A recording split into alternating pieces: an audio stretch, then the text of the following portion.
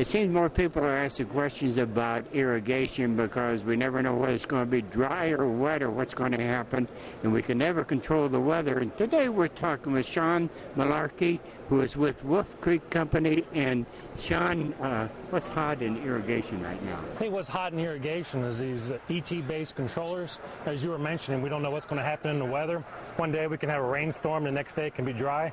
This particular clock looks at what's going on in the weather, looks at the temperature and the amount of rain that's falling, and adjusts your controller every day so that you're putting down just the appropriate amount of water for your plants. It gives you healthier plants, and it cuts down your water bill.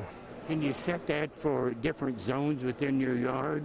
Yeah, each zone can have a different setting. So say your vegetable garden might have one setting, your turf could be another, and then your horticultural, your plants like your shrubbery and your perennials, you may have a different zone for those. You know, what always gets me is when I travel to a television station or someplace and go through an urban area, it's raining and I see people still running the irrigation system. That can be a big waste of water when you have a thunderstorm and the irrigation system's running. This device, once it sees a tenth of an inch of rain, it shuts the system off, actually measures how much rain you're getting, and then it recalculates its runtime. It may start back up if it only is a short rain, or it may turn off and not run for 2 or 3 days. Is this a system that a person could install themselves, or do they need to have a professional like you?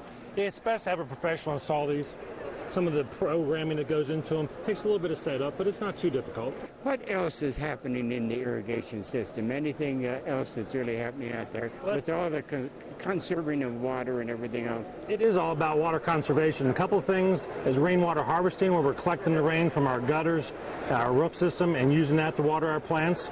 Another thing is drip irrigation, getting away from the overhead irrigation where we're applying the water directly at the plant's roots, which is it conserves water much better than spraying it up in the air and letting it evaporate. And do you provide a lot of information on rain gardens? Yes, we do. We do training on rain gardens. We have information on our website at wolfcreekcompany.com. So there's a lot of different ways we help provide and educate people on rain gardens. You know, it's important that we conserve water. So a system like this would really work, conserve water, save money, and really get the water where the plants need it.